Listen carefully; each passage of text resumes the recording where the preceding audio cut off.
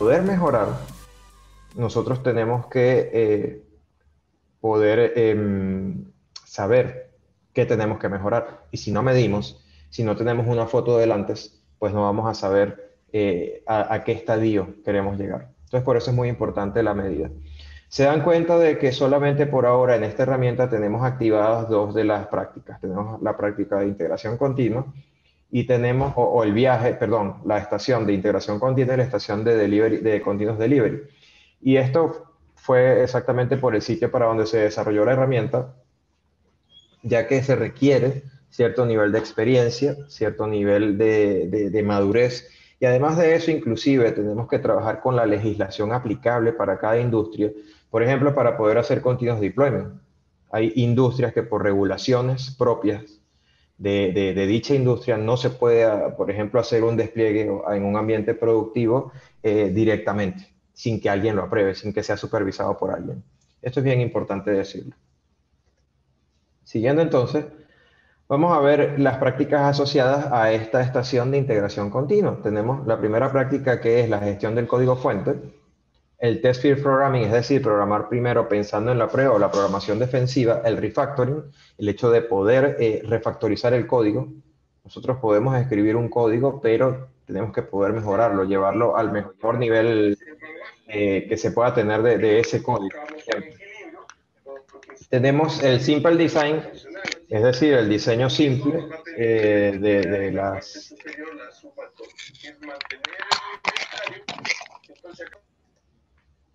Tenemos que poder tener simple design, es decir, ustedes saben que hay un principio muy famoso que es la navaja de Ockham, donde dice que por lo general la solución más sencilla es la correcta, y esto aplica siempre, ¿ok? Y por supuesto la construcción automatizada. Si tenemos todas estas prácticas, decimos que hemos completado la estación de integración continua del viaje de DevOps. Siguiendo con la próxima estación que habíamos enseñado, tenemos Continuous Delivery y tenemos unas prácticas asociadas a la entrega continua. Por ejemplo, tenemos el Release Note, el Version Tagging, el Code Freeze y el Feature Freeze para todo lo que tiene que ver con la liberación. La liberación es un concepto muy diferente al despliegue, ¿ok? Tenemos el aprovisionamiento, ya empezamos a hablar de temas de automatización, como es la infraestructura como código y la configuración como código, que aunque no lo crean, son conceptos muy diferentes.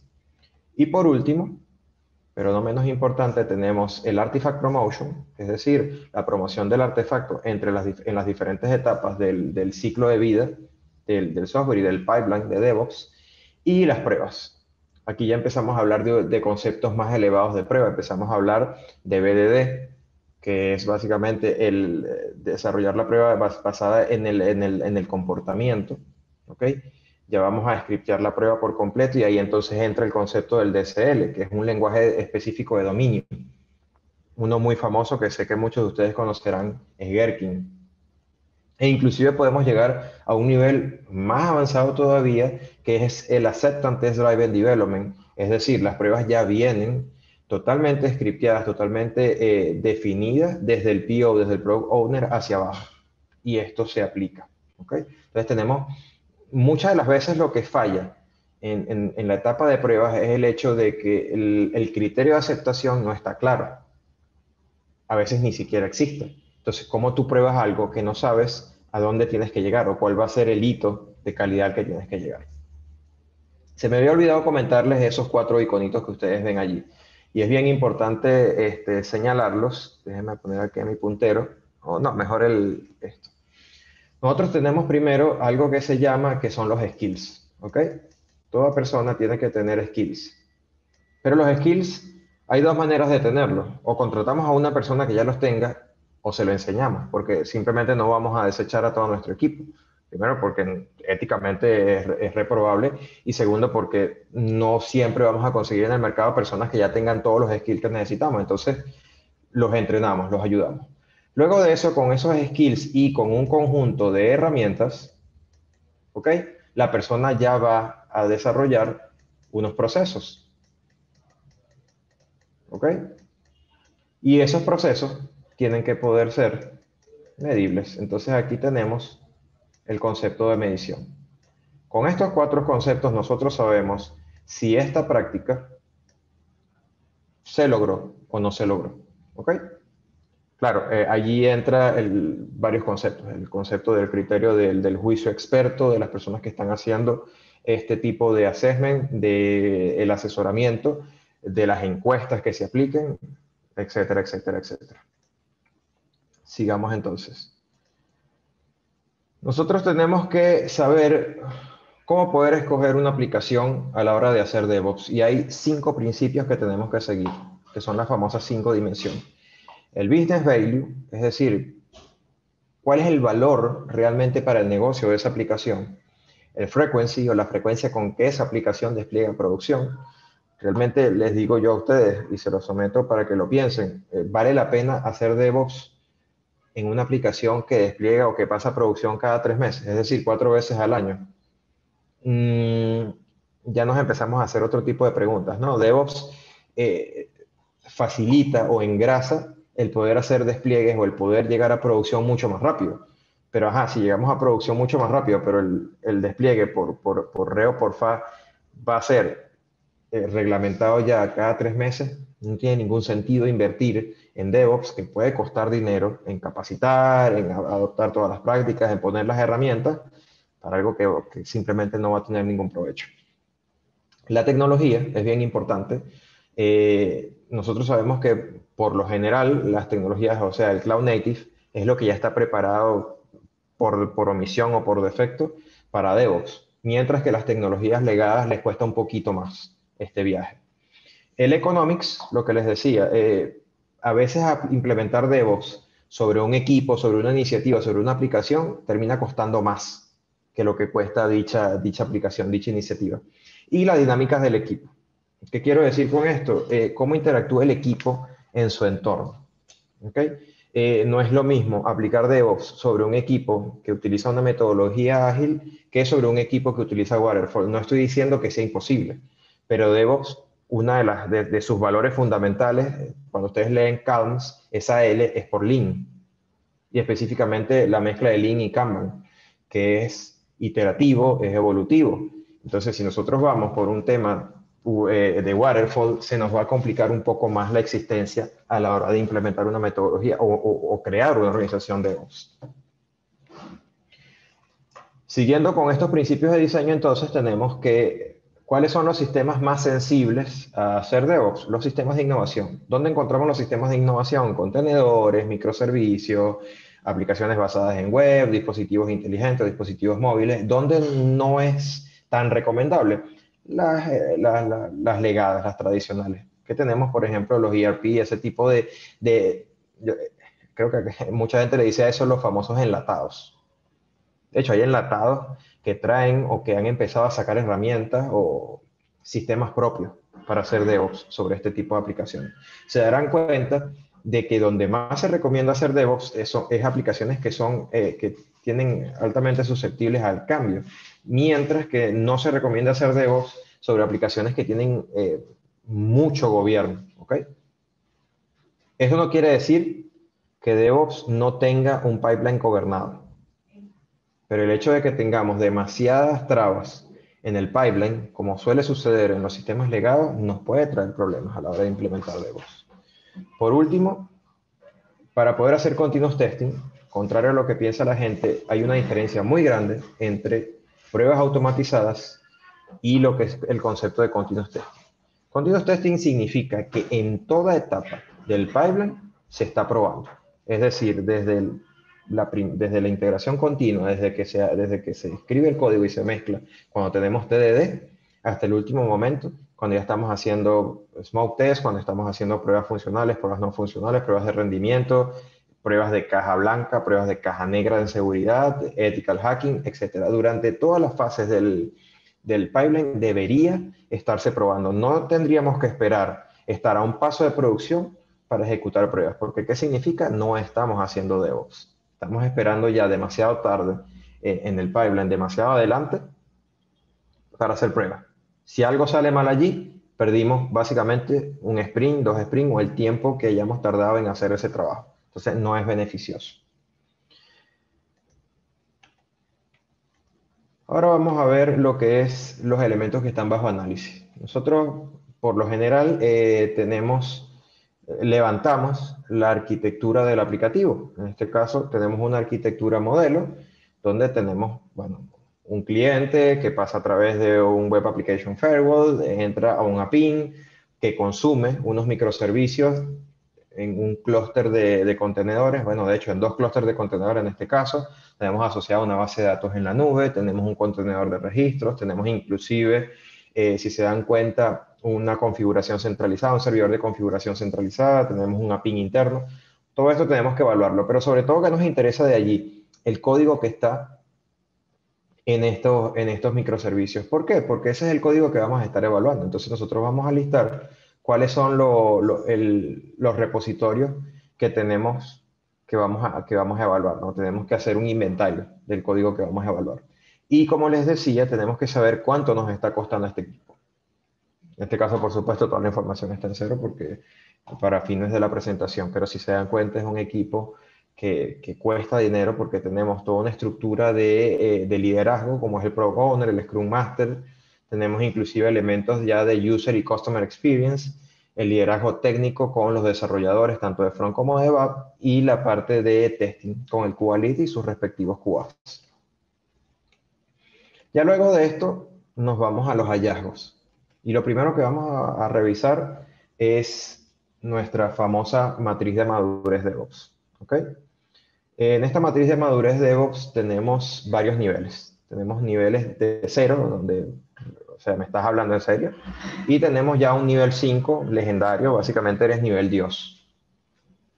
En este caso, para esta evaluación que estamos haciendo, este equipo imaginario que tenemos que la aplicación está en un nivel no muy bajo, tiene algunas de las prácticas asociadas de cultura y organización, de integración continua, de delivery continuo, de release, inclusive de data integration, pero fíjense que no tiene mucha madurez en cuanto a testing ni en cuanto a reporting. De hecho, en proceso, en algunos casos. Eh, Cada una de estas cajas, donde ustedes ven que ya tiene la persona o que tiene el equipo que está alcanzado, tiene ciertas prácticas que se están ejecutando. Por ejemplo, fíjense que acá es bien importante la integración entre el equipo de desarrollo y el equipo de pruebas. Se considera que la responsabilidad es compartida. Esto es bien importante, porque si nosotros no tenemos un mismo objetivo, es decir, los equipos de operaciones, los equipos de testing no tienen un objetivo común, simplemente va a pasar lo que pasa todo el tiempo, que cuando llegamos al final del desarrollo o llegamos al momento de la verdad, del staging, del pase a producción, oye, esto te tocaba a ti, mira, pero es que no me dijiste, entonces cada quien va a tirar para su lado y no es la idea. La idea en DevOps siempre es donde todos vamos remando hacia el mismo lugar, ¿ok? Para el mismo objetivo.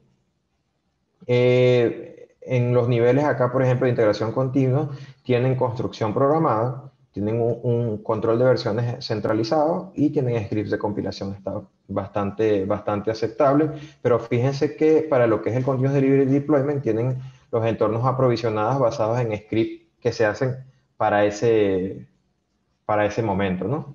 Fíjense que también la liberación no es frecuente ni confiable y el proceso es totalmente manual. Entonces, esto puede ser mejorable. ¿Qué es lo segundo que analizamos? Analizamos el código fuente, la sanidad de nuestro código fuente. Si se dan cuenta, el código fuente está en bastante buen estado. En algunos de los casos tiene una cobertura de pruebas de 93%, que es bastante alta, pero tenemos otros casos donde no tenemos cobertura de ningún tipo. ¿Ok? El código, recuérdense que el código, ¿qué es lo que se mide normalmente? Bugs, vulnerabilidades y los famosos code smells. Yo le he puesto una traducción en español un poco más amigable porque eso sería código hediondo, sería el código sospechoso, el código que no está bien, no está mal, o podemos decirlo de esta manera, no está mal, pero tampoco está bien. Un código que si lo dejamos así, podría luego reportarnos problemas. Esto es una de las fases que tenemos que cumplir. Obviamente, pues, tenemos que saber cómo está el código fuente. Y por último, revisamos cuántos casos de automatización, cuántos casos de prueba están automatizados. Fíjense que de 808 4 de casos que se tienen, solamente el 8% está automatizado. Es decir, nada. 67 casos están automatizados. Nosotros para poder decir que una aplicación tiene algún tipo de prueba y que podamos llegar, aunque sea al flujo crítico de casos de prueba, deberíamos tener aunque sea el 70% de la aplicación totalmente probada de forma automática. ¿Ok? Y en ese 70% debe incluirse el 100% del flujo crítico de pruebas. ¿Ya? Para finalizar, tenemos entonces cuáles son nuestras recomendaciones. ¿A dónde vamos? Lo primero, entonces, nos devolvemos a nuestro cuadro de madurez. Bien interesante, aquí es donde está nuestra aplicación y aquí es donde estamos recomendando. Estamos diciéndole, oye, vamos a llevarte por lo menos a un nivel medio. Resaltante acá, uno, la integración de desarrollo con operaciones. Es súper importante. ¿Ok? Las decisiones deberían estar basadas en métricas. Y esto no dejo de resaltarlo siempre. No sé si a ustedes les pasa que entran a una reunión o entran a una discusión. Cuando digo discusión es a una conversación con cualquier cliente o en un equipo. Y entonces empezamos a trabajar en base a sensaciones. ¿Qué quiere decir esto? No, bueno, es que yo siento que el despliegue se tarda mucho. O no, yo siento que estamos yendo muy lento. No. Existen KPIs, existen OKR, existen métricas para poder hacer las cosas. Entonces ya normalmente las decisiones deberían estar basadas en esas métricas, en esos números. ¿Sí? La integración está totalmente automatizada y bien importante, si no se cumple con los parámetros establecidos de calidad, desempeño y funcionalidad, automáticamente se rompe el pipeline. ¿Ok? Si eso no se logra, chao, devolvemos. Pero como lo estamos haciendo en la primera etapa, es mucho más fácil recuperar cualquier error.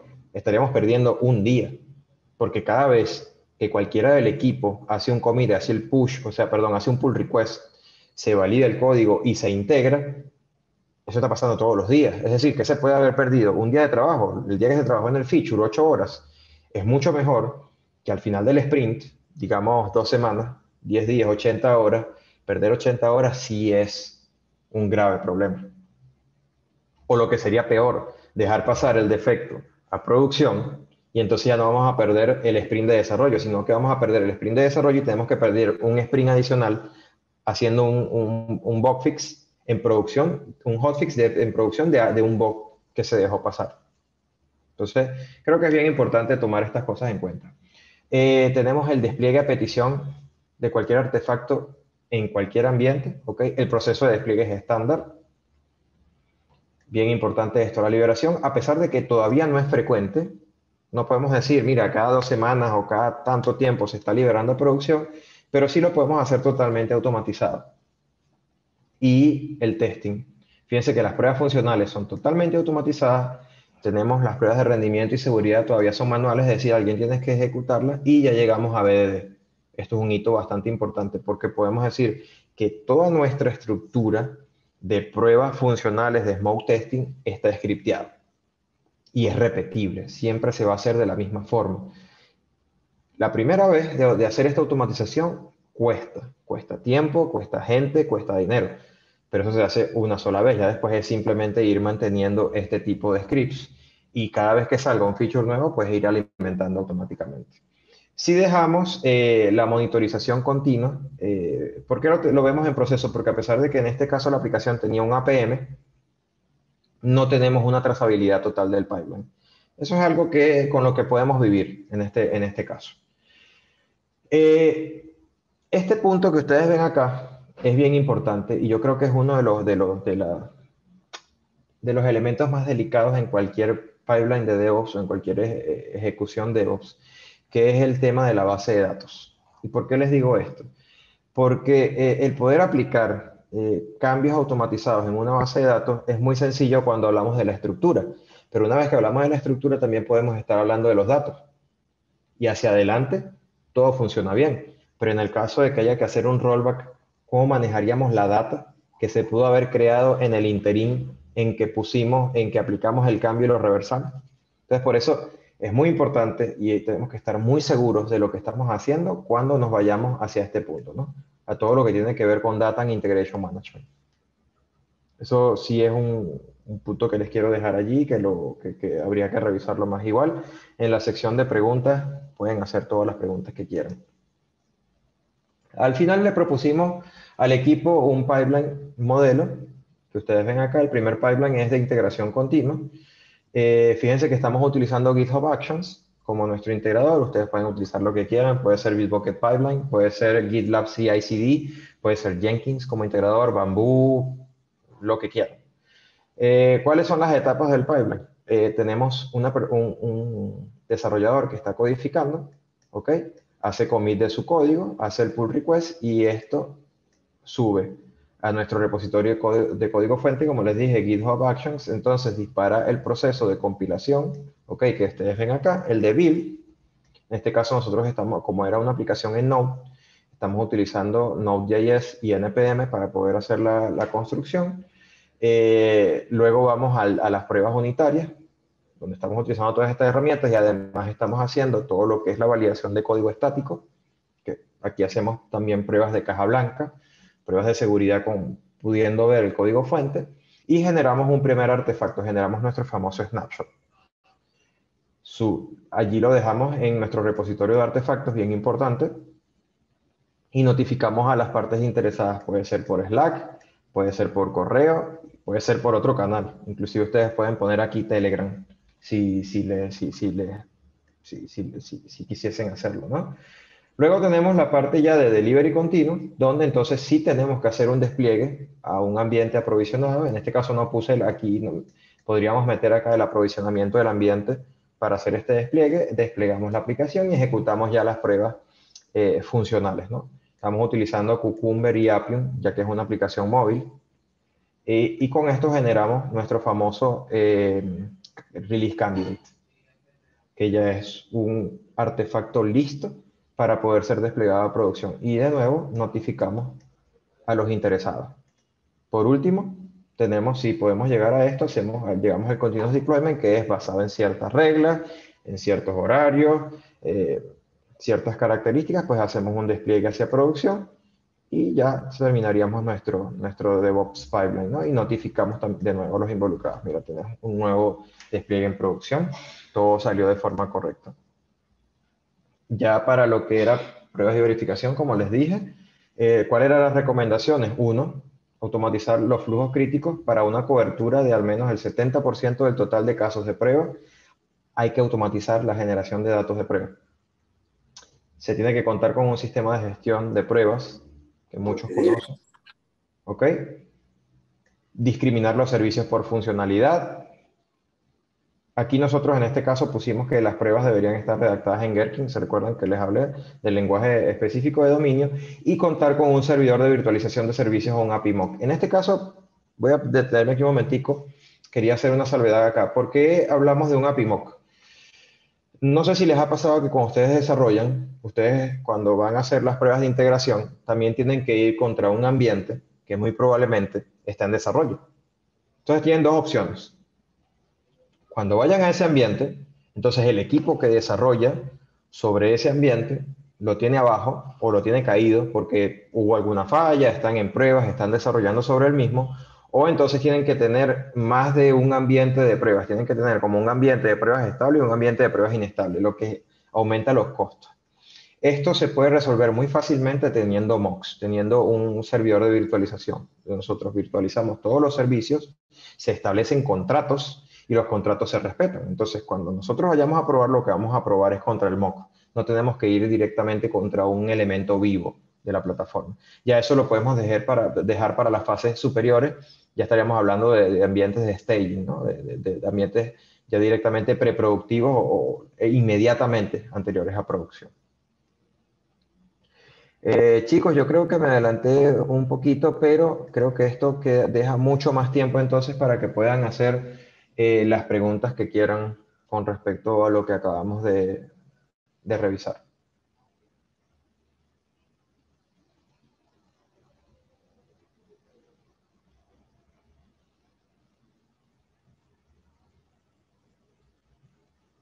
Hola, ¿me escuchan?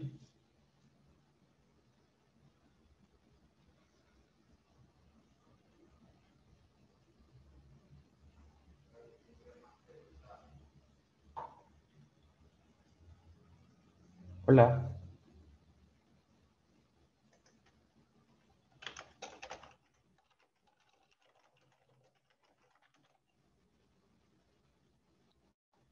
Ok, aquí empiezo a leer. Aquí dice Javier, buenas noches. Para un equipo de desarrollo que no ha medido antes, ¿cómo recomendarías que empiecen a medir? Fíjate que vamos a regresar un momento a una de las láminas. Vamos a ponernos acá. Eh, Nosotros tenemos un nivel cero, es decir, para un equipo que no tiene nada. ¿Ok? Y pero los niveles van indicando, en este caso, cuáles son las prácticas que deberían hacerse para ir subiendo o para ir alcanzando niveles. Como yo les digo, no necesariamente para que nosotros podamos decir que estamos haciendo DevOps, tenemos que estar en el nivel 5. ¿Okay? Eso es lo que quiera, dependiendo de lo que quiera alcanzar el equipo. Y esto es bien importante decirlo. O sea, no necesariamente todo tiene que estar a nivel heroico o a nivel legendario en esta tabla para que puedan estar haciendo DevOps. Puede ser que en alguna de las prácticas, por ejemplo, en cultura y organización, el equipo esté en nivel 3, pero hay otras prácticas donde esté un poco más abajo, donde, por ejemplo, para lo que es el continuous delivery y el continuous deployment tiene ya scripts de despliegue automatizado, etcétera. Pero ya ustedes deciden a dónde quieren ir llegando con las prácticas que tienen, por supuesto. Recuérdense lo que vimos en las láminas anteriores. Tenemos que primero darle los skills a las personas. No podemos exigirle a una persona que haga algo que no conoce.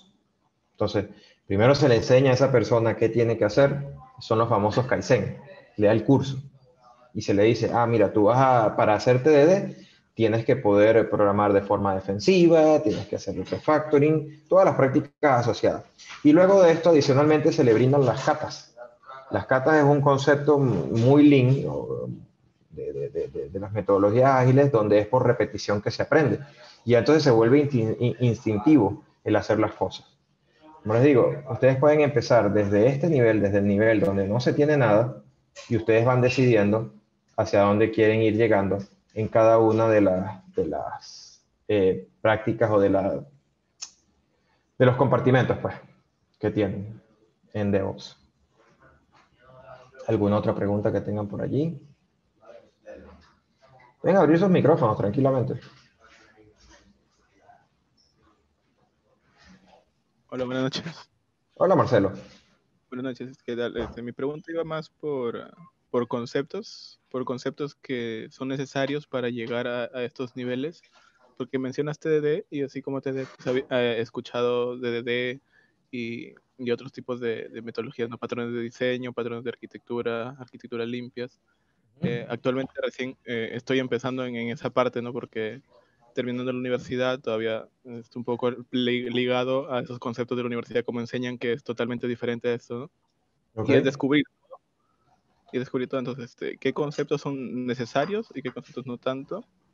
Y, y si hay algunas cosas que de repente mencionaba que me han faltado, si me podrías ayudar por ahí.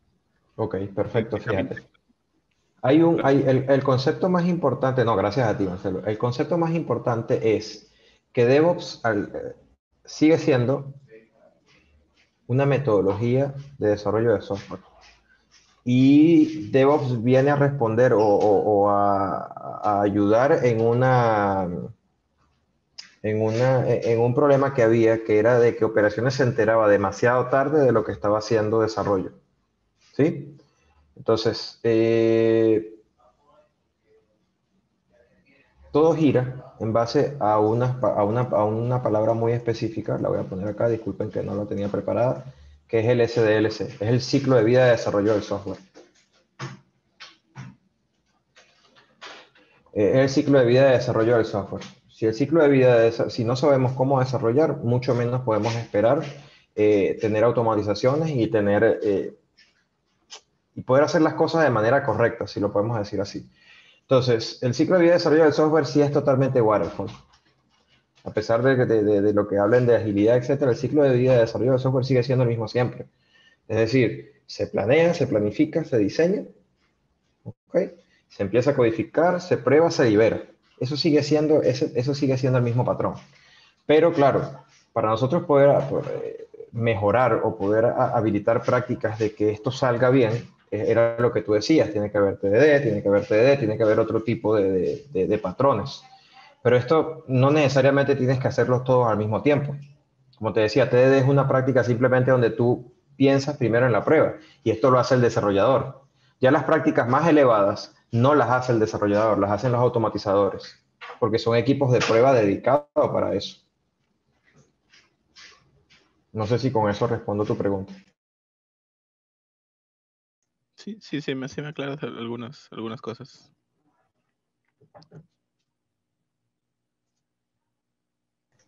Ok, ¿alguien más tiene alguna pregunta? A ver, Ana María lo que estaba diciendo era que iba a tener que salir. O sea, chicos, anímense, esta es la parte más interesante de todo, la parte de las preguntas.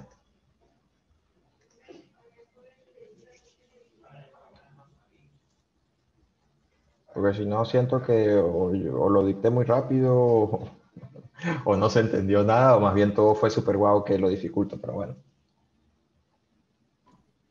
Sí, yo tengo otra pregunta. En una de las slides que presentaste, donde mostrabas métricas más específicas sobre el código, como Sí, la cantidad de cold smells, la cantidad de bugs, esos más o esta. menos, ¿cómo los conseguimos? Mira, Esas métricas. estas son las métricas normales de Sonar. ¿Ok? Cuando tú aplicas SonarQube sobre cualquier repositorio de código fuente, como te digo, son tres métricas básicas. Tienes bugs, ¿ok? Tienes vulnerabilidades, que tienen que ver con seguridad, y tienes code smells, que es el código sospechoso. Como yo le explicaba, el código sospechoso es ese código que no está mal, pero tampoco está bien.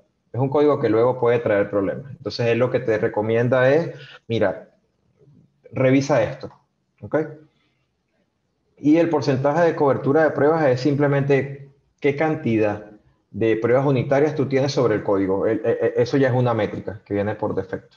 Recuérdense que Sonar, por ejemplo, trae algunos plugins para cada lenguaje. Algunos son gratuitos. El caso de Java, el caso de C Sharp, hay de Node.js y ese tipo de lenguajes que son gratis. Ustedes automáticamente pueden, prueben en sus casas, levanten un contenedor con SonarQube, la imagen está disponible certificada en el Docker Hub, y ustedes eh, pasen el Sonar Scanner por un repositorio y se darán cuenta que van a tener exactamente estas métricas que están viendo acá. Y lo que hicimos fue simplemente ponerlas ordenadas para visualización del cliente, en este caso de las personas que iban a recibir este informe.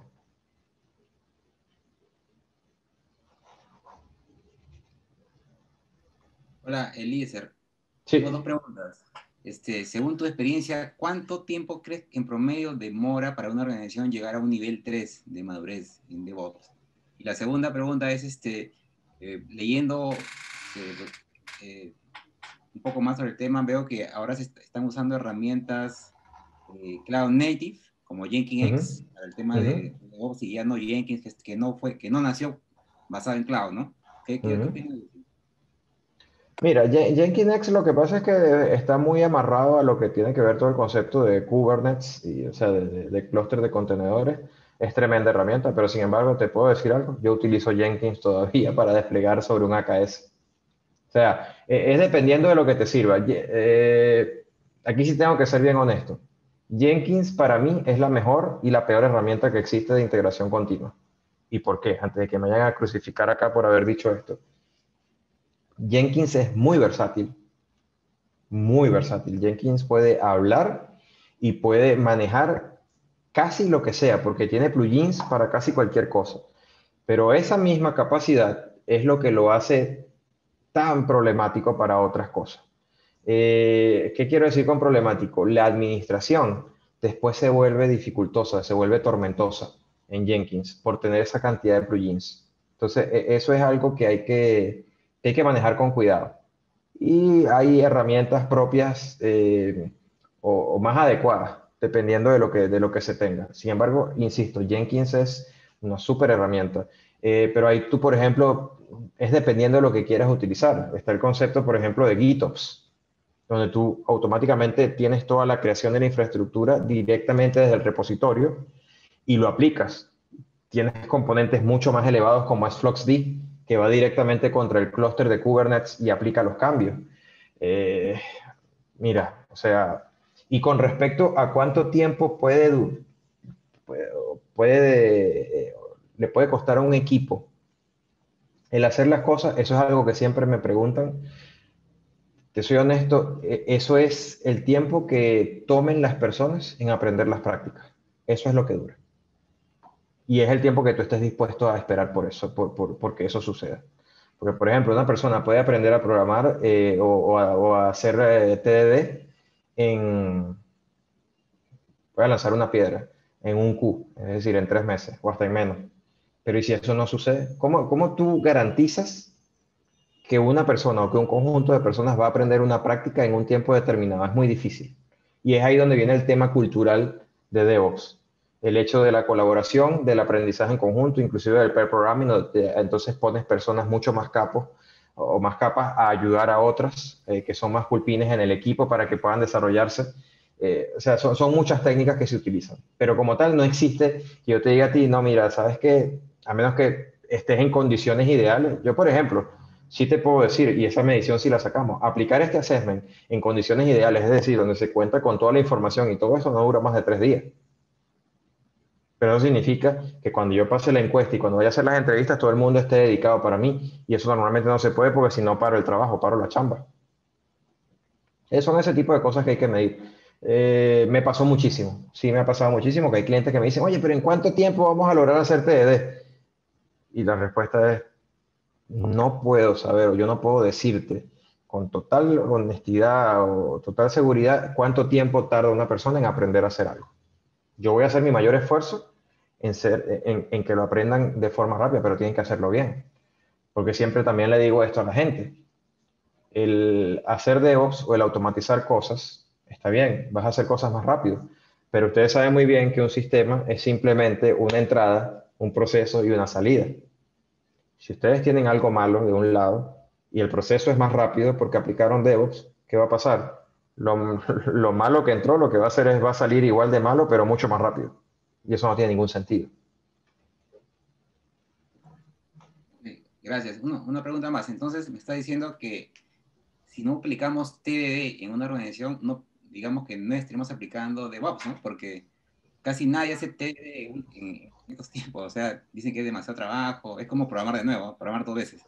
¿Qué opinas de eso? O sea, el TDD, ¿no? Si no hay TDD, no hay DevOps. ¿Puedes confirmar eso? No, ahí quiero hacer una aclaratoria bien importante. Si no hay calidad, no hay DevOps. Esa es la respuesta. No necesariamente porque apliques TDD automáticamente tienes DevOps. Que es la práctica más básica que deberías ejecutar, sí, yo la recomiendo, totalmente.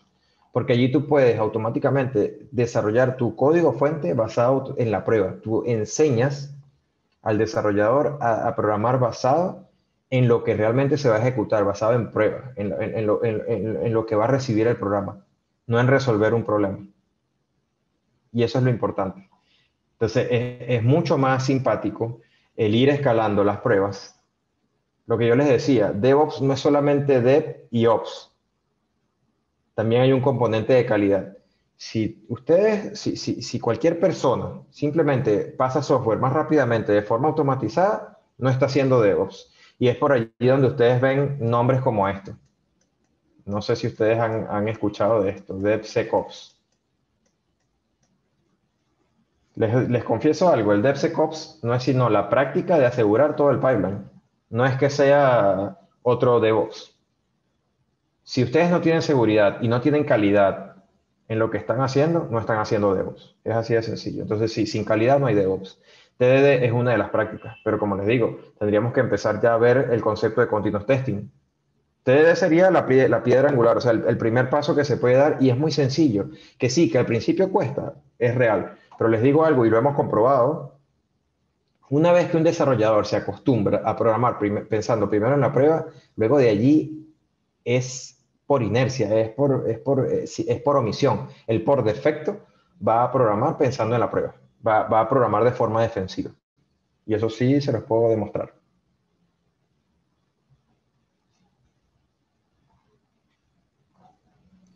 Por lo que Oh, mencionaste, por lo que ujú. mencionaste, y que que de la automatización se encarga un automatizador, pues entonces entiendo que el desarrollador se queda hasta cierto punto del DevOps, ¿no? Quisiera saber hasta qué punto es donde interviene el desarrollador activamente y hasta dónde debería conocer, ¿no? Sería ser bueno que conozca todo, pero hasta dónde debería tener un buen nivel de conocimiento para poder desarrollar de una mejor manera, ¿no? Claro. Fíjate, DevOps habilita la colaboración entre los equipos. No sé si ustedes han oído por ahí que existe un término DevOps Engineer. El DevOps Engineer es, yo creo, una de las aberraciones más grandes que se haya creado, lo puedo decir, y se los puedo decir con conocimiento. Yo tengo 3 certificaciones por el DevOps Institute y una de ellas dice que soy DevOps Engineer, así que sé de lo que les hablo. El DevOps Engineer para muchas empresas lo que quieren es básicamente, no sé si ustedes también han leído por ahí el famoso full stack. O sea, quieren una persona que sepa de todo para no Sí, tener que claro, sí. pagar, para no tener que pagar 2 recursos, sino pagar uno solo. Pero en el caso de DevOps es mucho más complicado, porque no estás hablando de pagar 2 personas. Por ejemplo, uno que sepa desarrollar y uno que sepa manejar un sistema operativo, un sysadmin. Estás hablando de un departamento de IT completo, desde el desarrollador, pasando por automatizadores, pasando por sysadmin, pasando por DBA, pasando por arquitecto cloud. Eso es imposible. Una persona así puede costar todo el dinero del mundo. Entonces, los desarrolladores, ¿qué pasa? Con la colaboración activa que tienen con operaciones, ya empiezan a aprender cómo necesitan operaciones las cosas. Y también operaciones empieza a desarrollar sus procesos pensando en el código que está llegando. Y por eso fíjate que todo se automatiza. Se automatiza por una razón muy simple. Los seres humanos nos equivocamos y entonces repetir un proceso en código que está en un repositorio de código fuente, perfecto. El desarrollador que tiene que saber, uno, que su código está bien escrito y como te digo, el desarrollador como tal, o sea, by the book, llega hasta las pruebas unitarias, porque eso es lo que está puesto en el repositorio de código fuente ¿cómo se llama esto? Si ustedes se dan cuenta, siempre se crean dos repositorios, ¿no? Está el repositorio original donde están las pruebas unitarias, etcétera, y hay otro repositorio donde ya vemos las pruebas de otro nivel, que es el que llaman, o también se puede llamar DevOps, donde están las pruebas funcionales, etcétera. De ahí vienen los automatizadores, que son los que ejecutan este tipo de pruebas. Y bueno, de la parte de operaciones, el concepto que yo creo que tú te intentas buscar ahí está en la mitad.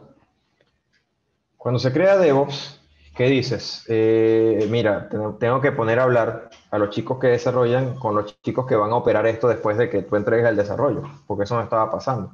Entonces, no se sabía qué necesitabas, entonces por eso las aplicaciones no funcionaban de forma correcta.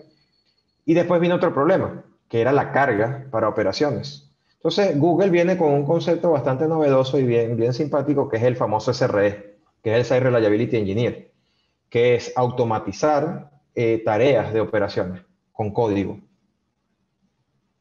Por eso te digo, es una mezcla de varias cosas, pero sí, el desarrollador debería llegar hasta donde son las pruebas unitarias, hasta donde su ciclo de vida del desarrollo lo pone, que es llevarlo hasta entregar el artefacto y ya después de ahí debería tomarlo lo que es la parte de operación. Igual, puede ser que pasemos a producción y algo pasó mal y tenemos que hacer un hotfix, pero eso tiene que ir disminuyendo. Y ahí va a ser un comentario con respecto a lo que hablábamos de TDD. Y esto sí se los dejo como una anécdota. Un cliente me dijo, oye, pero es que TDD es muy caro, la gente entonces va a empezar a perder tiempo en hacer las pruebas, en escribir la prueba, etcétera, porque tiene que escribir como que codificar 2 veces. Pues tiene que codificar primero la prueba y después codificar el código que va a ejecutar esa prueba.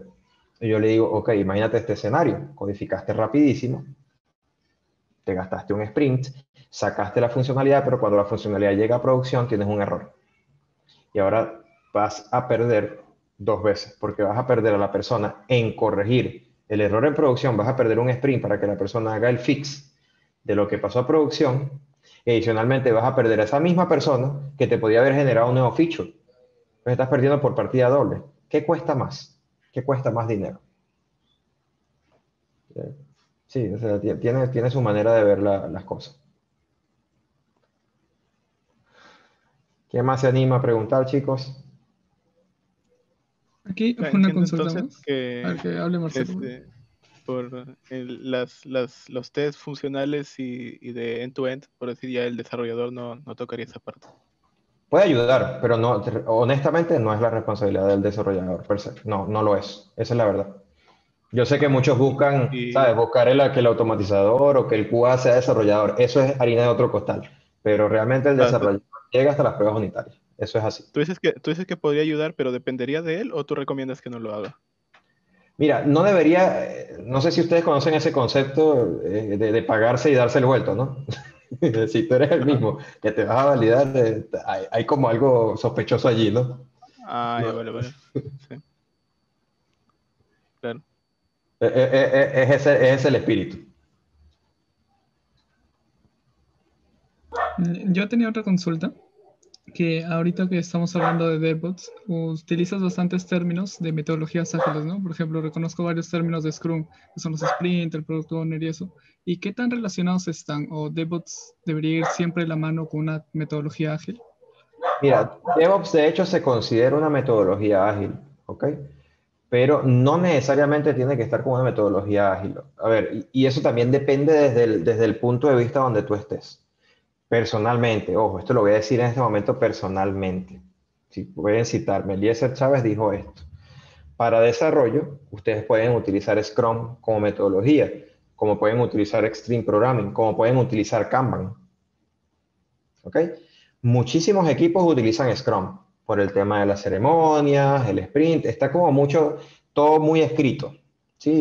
Y ya todo reglamentado, que es una de las cosas que a mí, por ejemplo, no es que me atraiga de Scrum.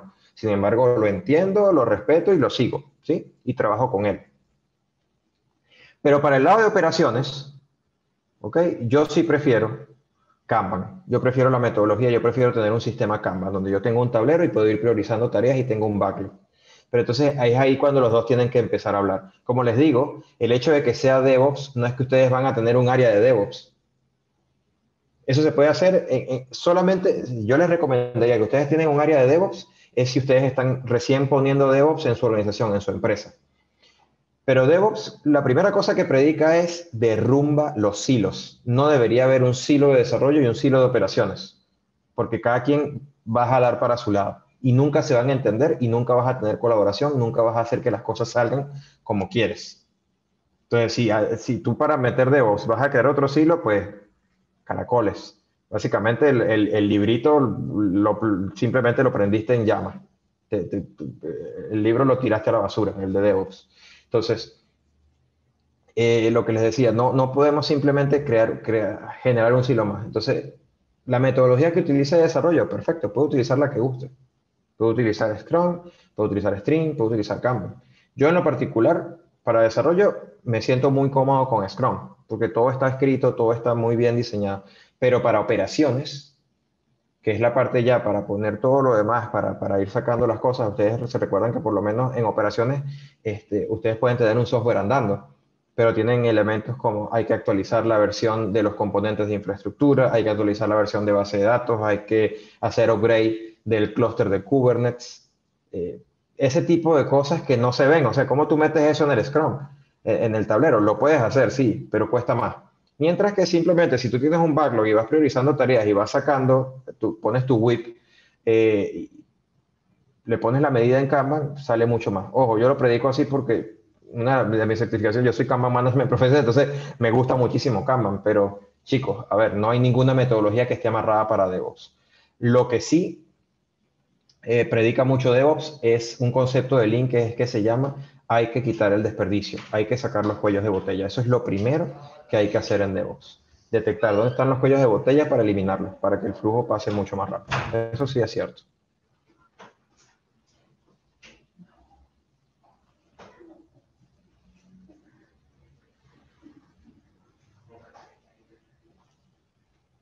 No sé Así si... que me parece que hay una pregunta en el chat. A ver, ¿qué roles básicos debería tener un departamento de TI para que se pueda considerar que se hace DevOps? ¿Qué roles básicos debería tener un departamento de TI para que se pueda considerar que se hace DevOps? Mira, un departamento de TI normalmente tiene unos roles, yo creo que, a ver, tenemos un equipo de desarrollo donde tú tienes, si lo vemos desde el punto de vista Scrum, tienes el Product Owner, que es el que dice qué es lo que se va a hacer, el Technical Lead, que es el que lleva como que el rebaño, y dentro ahí tienes, bueno, las diferentes capas, ¿no? Si son desarrolladores front, desarrolladores back, etcétera. Y por el lado de operaciones, tienes normalmente los ingenieros o los arquitectos que gobiernan todo lo que está en el cloud ahora o que gestionan todo lo que tiene que ver con sistemas operativos, los famosos sysadmin, administradores de base de datos, etcétera. O sea, no te sabría decir a ciencia cierta a nivel de operaciones qué tendría que tener para poder hacer DevOps. ¿Okay? Es dependiendo de lo que tú necesites. Inclusive, conozco organizaciones que tienen un buen nivel de DevOps, claro, son organizaciones pequeñas, tienen un squad de desarrollo, vamos a decir, medianamente grande, unos 20, 25 personas desarrollando una aplicación y tienen solamente 2, 3 personas manejando la nube. Y estas 2, 3 personas se encargan de todo lo que tiene que ver con el aprovisionamiento y la gestión de los servicios en la nube. Claro, como todo allí es diferente, y es mucho más sencillo porque tú con Terraform fácilmente puedes aplicar lo que vayas a aprovisionar en la nube desde, no sé, Network Security Groups, desde las redes que vas a aprovisionar, desde los contenedores, etcétera. O sea, y ese es un departamento completo.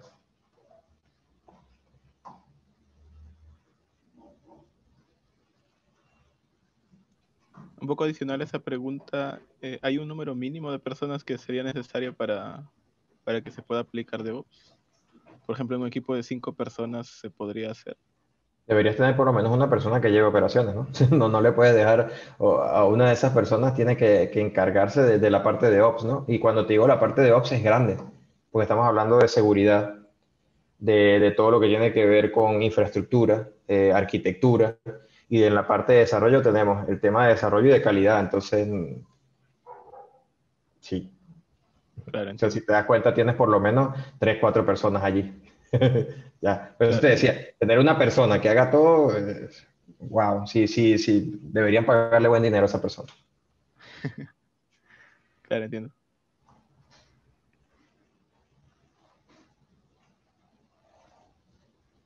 ¿Qué nivel de conocimiento de desarrollo o programación debería tener un DevOps? Como les dije, un desarrollador es un desarrollador y la organización es la que está aplicando DevOps.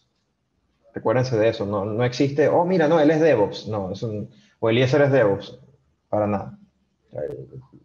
Eh, yo, por ejemplo, en específico, y ustedes me pueden buscar en mi LinkedIn, lo que soy es simplemente un arquitecto cloud y un arquitecto de soluciones. Y además evangelizo en cuestiones de cultura, o sea, o de metodología DevOps. Más no soy un ingeniero DevOps, como les dije, no me gusta el término porque es mezclar demasiadas personas en un solo concepto. Y mira, todos los niveles, o sea, o todos los roles dentro de una organización, tanto de desarrollo como de operaciones, tienen niveles. Puede ser desde un junior, pasando por un senior, hasta ser ya un experto o un subject matter expert, un arquitecto, etc. O sea, eso ya depende. Pero también les puedo decir algo, ustedes pueden tener un sitio relleno de expertos que conozco, que son así, de gente que sabe muchísimo de algo y sin embargo no están haciendo bien las cosas o no aplican bien DevOps. Como les digo, por ejemplo, no hay colaboración o ponen trabas para que las cosas sucedan. Me pasó en un sitio donde el equipo de desarrollo de verdad se esforzó y nosotros como asesores constituimos un task force solamente para habilitar las herramientas y poder hacer que los artefactos llegaran muy rápidamente probados y de alta calidad hasta el punto de pasar a producción, pero entonces teníamos una tranca, que era que el cliente tenía un proceso de control de cambio muy antiguo.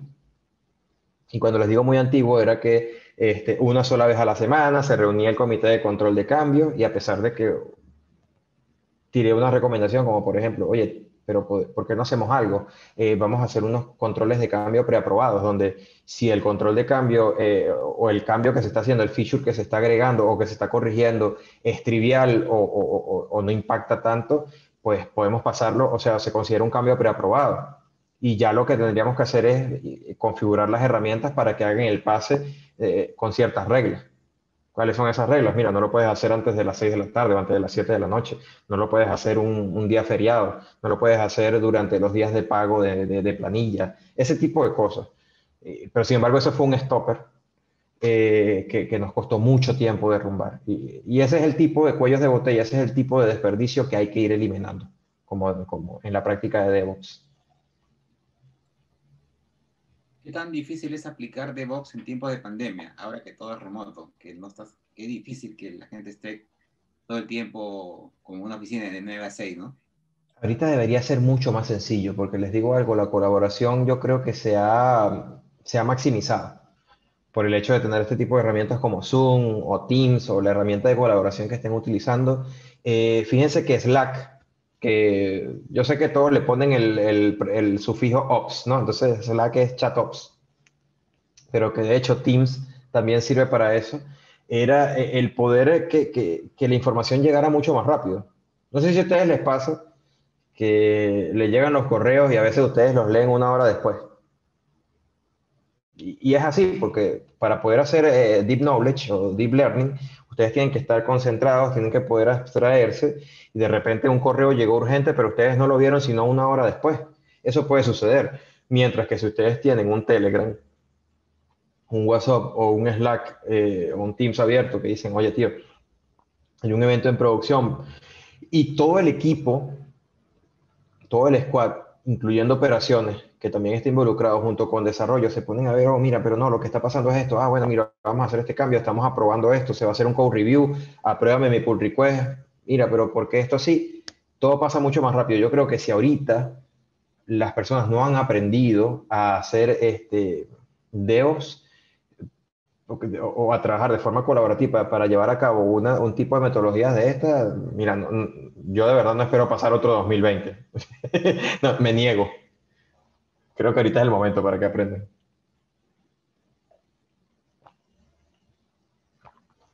¿Pueden compartir la grabación o la presentación luego? Creo que sí, que justamente están grabando.